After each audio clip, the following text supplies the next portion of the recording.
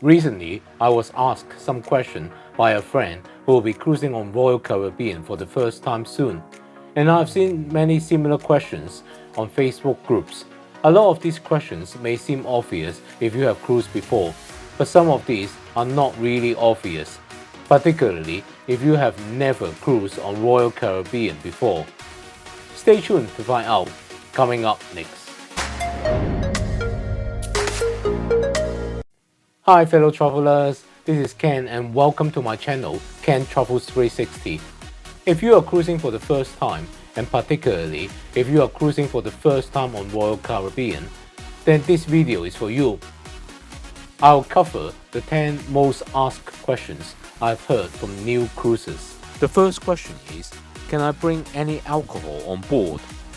On Royal Caribbean cruises, as well as a few other lines, you are allowed to bring, per stateroom, 2 bottles of wine with you on board. Try to bring the ones with screw top. If it is a cork one, then you should perhaps bring a small wine opener too. To enjoy your wine properly, ask your room attendant to get you wine glasses. This way, you can drink it properly instead of pouring them into mugs. Next question, what is the deal with internet package? Can I just use my roaming package to surf while on board? A lot of people, after they have booked their cruise, they went into the booking and find that Royal Caribbean is selling Wi-Fi internet package for almost $20 or sometimes $25 per device per day. And you can't even buy it for just one day, but you have to buy it for the whole cruise. And I know it's crazy, at any hotels and resort on land, you get free Wi-Fi this day everywhere. So having to shell out like $140 to $200 for internet for the whole cruise sounds absolutely bonkers. So people will think, why don't they just roam with their mobile instead? In many countries, there are free or low-cost deals to roam while visiting another country. Be very careful if you decide to do this. While it's okay to do so when you are at port, when you're out at open sea, your phone will continue to search for a network. And if it is far away from land, then it will find a satellite network. These networks are never cheap to roam on. Typically, they charge around £6 per megabyte of data, so you can rack up an astronomical bill very quickly. My advice is, if you don't buy the ship internet package, use the mobile data while you are at a port, and the moment your ship starts to move away from a port, turn off data roaming or switch to airplane mode. You still need to connect to the ship's Wi-Fi in order to use the app, but you don't need the internet. Once you are on the ship, you will find that you can probably buy a 24-hour pass for internet, and on this one, it costs $29.99. With many Royal Caribbean ships upgraded to Starlink, the speed is reasonably fast. Recently, on my cruise on Symphonies of the Seas, I had to use internet on one of the sea days, and while it was quite expensive, it fits my requirements. Next question is the deluxe drinks package worth it? On Royal Caribbean, the drinks package can be quite expensive. There used to be a promotion in the UK where you could get the package at about £40 or £43 per person per day. Unfortunately, that deal has ended, and for 2023, the new deal is £60 per person per day. For what I've seen, the best price available if you are paying in US dollars is around $65, so it's very similar. On the recent cruise on Symphony of the Seas, I've got the drinks package. It was very nice to have it, of course, but getting the drinks package definitely means you're drinking more, as you try to drink enough to make it worthwhile. I've got the package at £43 per person per day, so for a 7-day cruise, I'm still paying £300 and it's quite a significant amount of money. I've chosen to do it for this cruise because there are 3 sea days and then 1 day at Coco Cay where you can use your drinks package. But on a port-intensive Mediterranean cruise, I think you have been rather poor value. First of all, you can visit local bars to get your fill. So combined with also the 2 bottles of wine that you are allowed to bring on board, then I can't imagine drinking enough to justify it. I've been on cruises where drinks are included, like on Pornon. But what happened was that after a few days, you start to drink less and less every day. This is the same in all-inclusive resorts like Sandals, as your body just can't take getting drunk every day. I get on a cruise to enjoy all the ports, all the entertainment, and all the fun activities. If I get too wasted, I just wouldn't enjoy all these other things. Of course, it's all personal. Having said that, it was very nice to order cocktails whenever I like and order a glass of Prosecco and a glass of red wine with my dinner. So you really have to decide whether it's good value for you. One extra tip that I have with the deluxe drink package, you can also get free milkshake at Johnny Rockets. You can even get protein drinks or meal replacement drinks or smoothie at the Vitality Bar. So that's something to bear in mind. The next question is, do you need to tip? If you are new to cruising, then it may be confusing whether it's necessary to tip. On many higher-end cruise lines, gratuities tend to be included on the cruise fare already. So if you feel you have received extraordinary service, you could tip extra. On more mass-market cruise lines like Royal Caribbean, Norwegian, Carnival, etc., tips are not included in the cruise fare. Instead, you are charged an auto gratuity in the range of $14 to $24 per person per day, depending on the cruise line or the stateroom category that you have booked.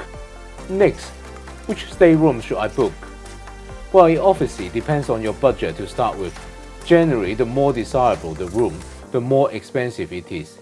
Inside rooms are obviously the cheapest, then sea view rooms are more expensive.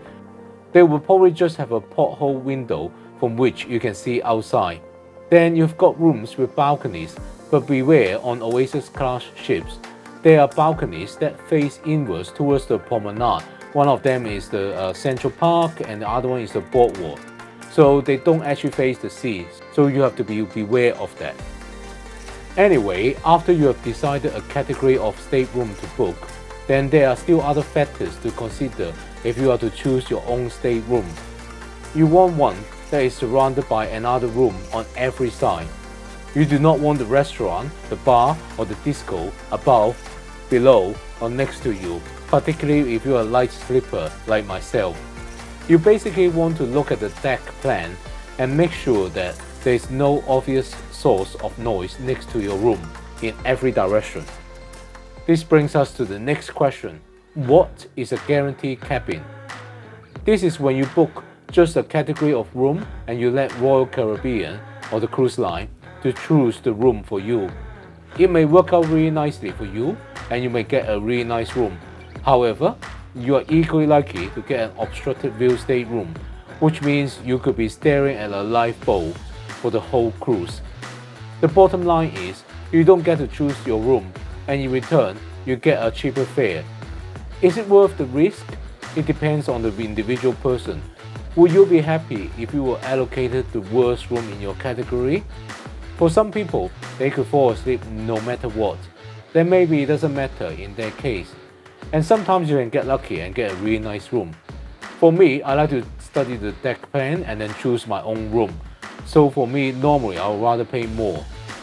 Okay, so if you are choosing your own room, what else should you consider? Another thing to think about when choosing a room is whether you are prone to seasickness. If you are, then you want to get a midship cabin on a lower deck. Now interestingly, the staterooms in the upper decks tend to be more expensive because they have better views. But until you know that you won't be affected by seasickness, it's best to start with a lower deck stateroom and preferably midship as well first. Next question, is food included? And what are those specialty dining packages? When people book a cruise with Royal Caribbean for the first time, they start getting emails from Royal Caribbean advertising the drinks package and specialty dining packages, and that confuses people as to whether food is actually included. Basically, there is no need to pay extra for food unless you want to. At every Royal Caribbean cruise, you can eat at the main dining room or the Windjammer buffet. Personally, where possible, I prefer to eat in the main dining room, as it's just so much nicer to be served. I also know that I will almost always overeat if I have buffet. On different ships, there are different venues that provide free food or pizza or dessert as well. On Symphonies of the Seas, El Loco Fresh is a new concept that offers fresh fast food like burritos, quesadillas, and tacos. It's really good. For most of the first-time cruiser, I think all these free dining options are fine. If, however, you are celebrating a special occasion and you want to treat yourself, then you could book to eat at one of these specialty dining restaurants instead. Okay, the next question people have is when they book, they have to either choose my time dining or traditional dining time. And what is that about? When you book your cruise, you're asked to choose a dining time or my time dining. If you go for the former traditional route, then you can choose between dining at 6 o'clock or maybe 5:30 depending on the ship, or much later time like 8:30. If you choose this option, you will be allocated a table. And every evening, assuming you don't eat at the buffet instead, you just head straight to the table assigned to you, and you will be served by the same waiter. However, if you want a lot more flexibility, you can choose my time dining. With this option, you need to reserve a dining time every day, or you just queue up to wait for a table. This is actually not a great option. Every time when we go to dinner, when we walk in and out of the main dining room, we'll almost always see a long queue of people waiting to be seated. They are the people who chose my time dining. For me personally, I prefer the early slot of 5:30 or 6 o'clock because once you're done with the dinner, then you have the whole evening there to do other things. There would typically be a show, and then you might have karaoke or other things like live music entertainment, and sometimes there are discos, and perhaps some people may want to go to the casino to play. Eating early just frees up the whole evening for all these other activities. Right, anything else you should be aware of? Make sure you download the Royal Caribbean app. Around 45 days before a cruise, you can check in online. And why would you want to check in so early, you might ask? It's because you then get to choose a boarding time slot when you do so, and people tend to choose the earliest slot first. Remember, your cruise vacations start when you get on the ship, so unless there is a good reason not to, most cruisers would just want to get on the ship as early as possible. If you have your drinks package, it starts as soon as you get on. Also, around the same time when you do the online check-in, you can also reserve most of the shows available on board. You want to do that and plan it accordingly with your dinner time. It's best to reserve early because again, if you don't, you might end up not getting the slot you want for your favorite shows on the cruise. Finally, what time zone does the ship observe? You basically have to check. It differs on different cruises.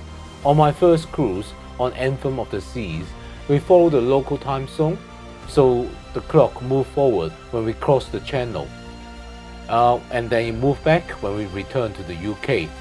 But on my current cruise, on Symphony of the Seas, the ship stays in the same time zone the whole time, basically Eastern Standard Time or Miami time. I don't really like that, particularly when you have to deal with local operators and local flight times, such as when we were at Maho Beach in St. Martin to watch planes landing. But you just have to adapt and learn about it when you are on board, basically. Right, those are the 10 most asked questions from cruising novices. And I hope I have provided some useful insights or answers. If you find this video useful, please give me a thumbs up and subscribe to my channel for a lot more cruising content. In fact, why don't you watch one of these now? See you over there.